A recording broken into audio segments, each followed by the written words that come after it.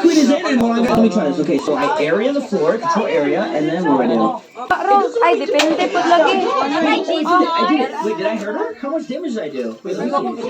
It didn't hurt her. Wait. All right, let's start. Lagi, taguan nila kung sinilas. Ala, di na muli si Lloyd. Yes, sir. Hindi muli si Lloyd. Carla.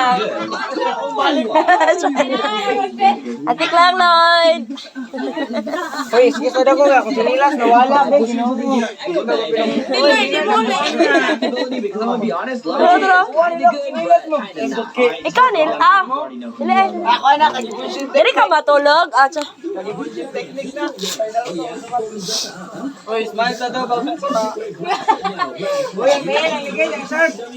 Nawala, di rin sinilas. Ala, update mo pag makauli na. Ay. Walang sinilas. Bye-bye, ma. Bye-bye. Bye. See you when I see you. See you when I see you. Basta kung katuod na mo, katuod na mo. Bye-bye, ma'am. Bye-bye. Headless. Chat mo pag dahil sa babaw ha, kay.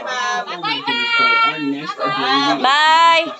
Bye, Kint. Bye, all. Bye. Ay, nag-birthday ni. You don't want to see me. You actually might want to see me slice and dice cake queen like this. Like, look at this. Look at this. But I'll see you guys when we have master. Sila po mo yung nabilin ha. Our teleport ability.